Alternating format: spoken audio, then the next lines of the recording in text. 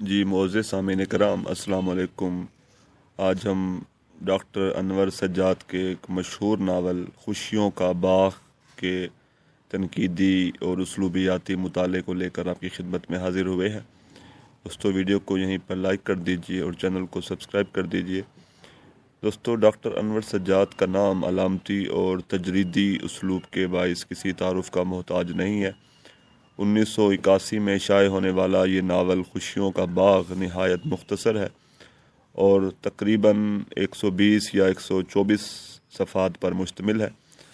Novel کی کہانی کے مطابق ایک بے نام کردار جو کہ کسی ادارے میں اکاؤنٹنٹ کے عہدے پر کام کرتا ہے، یہ کردار بڑا خود غرض ہے کیونکہ ہر حال میں مالی آسودگی حاصل کر کے زندگی کو سہل بنانا چاہتا ہے۔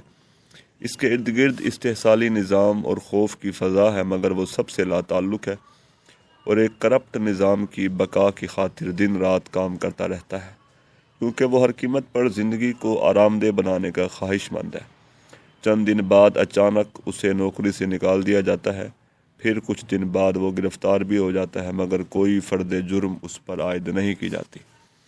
اگر ہم اس ناول کے تھیم کی بات کریں تو ناول کے تھیم کو انور سجاد نے مشہور ہالینڈ کے مصور ہائینیمس بوش، اس کا نام جو ہے وہ ہائینیمس بوش قسم کا ہے، اس مصور کی مشہور تصویر پر اس ناول کے تھیم کو جو ہے وہ استوار کیا گیا ہے۔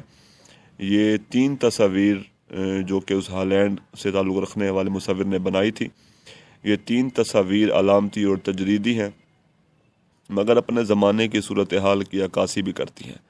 خوشیوں کا باغ بھی احتجاجی اور سیاسی ناول ہے، کیونکہ اس ناول کو مارشل لا کے زمانے میں اس ناول کو تحریر کیا گیا اور اس زمانے میں صحافیوں کو حق سچ کہنے کی پاداش میں قید و بند کی صعوبتوں سے گزرنا پڑا، نوکریوں سے محروم ہونا پڑا، لوگوں کا غائب ہونا جو ہے وہ معمول کی بات اس زمانے میں سمجھی جاتی تھی۔ مخالف سیاسی کارکنوں کو عقوبت خانوں میں تشدد کا نشانہ جو ہے وہ بنایا جاتا تھا۔ مختلف اقسام کے خوف اور مصلحتیں جو ہے وہ ناول نگار کو مجبور کرتی ہیں کہ وہ ناول کو علامتی انداز میں تحریر کرے، چنانچہ اسی وجہ سے یہ ناول بھی علامتی انداز کا حامل ہے۔ شفیق الرحمان اپنے پی ایچ ڈی کے مقالے اردو ناول میں تکنیک کے تجربات میں لکھتے ہوئے کہتے ہیں، اور اس ناول کے بارے میں یعنی خوشیوں کے باغ کے بارے میں لکھتے ہیں، ناول میں ریاستی جبر، گرفتاریاں، خوف کی فضا اور معاشرتی گھٹن نظر آتی ہے۔ چونکہ سرکاری سطح پر اظہار کی آزادی کو سلب کر لیا گیا تھا، اس لیے ناول نگار نے اپنی بات کہنے کے لیے علامتی اور تجریدی انداز کو ملا کر منظرنامہ تشکیل دیا ہے۔ اب ہم اس ناول خوشیوں کے باغ سے ایک اقتباس جو ہے وہ آپ کے سامنے رکھتے ہیں۔ میں زنجیروں میں بندھی گالیوں کی جھنکار سنتا ہوں، مرنے والوں کی ہچکیاں، ٹریکٹروں کے پیچھے بندھے ہلوں سے چیرتے مزاروں کی کراہیں، نرخروں میں غراتی دھول، کاسٹک سوڈا کے تالابوں میں بچے جنتی عورتوں کی چیخیں، گردنوں کو چیرتے ناخنوں کی چرچراہٹیں، جسم بیچتی تھکی ہاری لاشوں میں کیڑوں کی سرسراہٹیں۔ تو مندرجہ بالا اقتباس تجریدی اور اشاراتی قسم کا ایک اقتباس ہے، جس سے اس وقت کے ماحول اور فضا کی واضح جو ہے وہ نشاندہی ہوتی ہے۔ اس قسم کا اسلوب ناول میں جا بجا دکھائی دیتا ہے اور یہ اسلوب ہی ناول نگار کی پہچان ہے۔ مرکزی کرداروں کے علاوہ دیگر چند کردار بھی موجود ہیں، مگر وہ بھی نام، مقام اور شناخت سے عاری ہیں۔ ناول میں پاکستان جیسے ملک کے علاوہ ترقی یافتہ اور جدید دنیا کے مسائل کو بھی اس ناول میں دکھایا گیا ہے، ان کی بھی عکاسی کی گئی ہے۔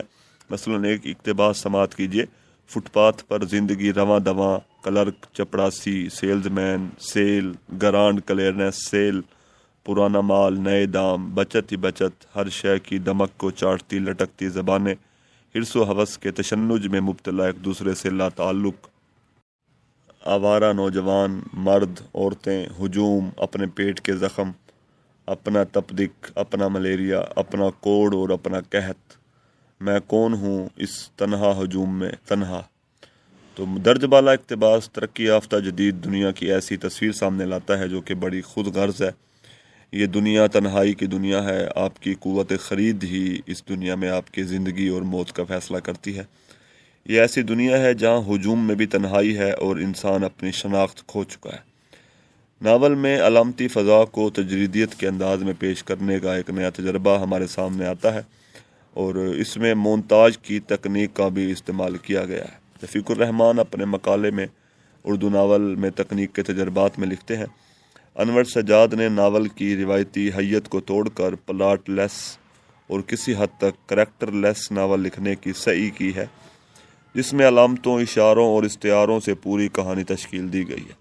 یعنی اب کہہ سکتے ہیں کہ اس ناول میں پلاٹ بھی جو ہے وہ غائب ہے اور کردار بھی جو ہے وہ ہمارے سامنے نظر نہیں آتے۔ ناول میں نہ تو پلاٹ موجود ہے اور نہ ہی کردار موجود ہے، اور ناول میں خود کلامی، علامتی، استعاراتی اور رمزیہ اور مونتاج کی تکنیک کا استعمال ملتا ہے۔ یعنی یہ مختلف تکنیکوں کا ایک ملغوبہ سا ہے جو ہمارے سامنے آتا ہے۔ کسی ایک تکنیک کا سہارا لیے بغیر انہوں نے مختلف تکنیکوں کو استعمال کیا ہے۔ شاعرانہ اسلوب ہے، واقعات کی کمی ہے، حرف صرف خیال اور فکر کے زور پر ہی کہانی آگے بڑھتی ہے۔ بیانات اور تبصروں کی بھرمار کے باعث ناول میں دلچسپی کا عنصر نظر نہیں آتا۔ کہیں کہیں اس پیچیدہ اسلوب پر ہمیں انشائیے کا بھی گمان گزرتا ہے۔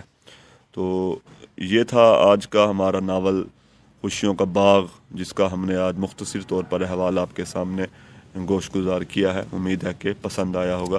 شکریہ۔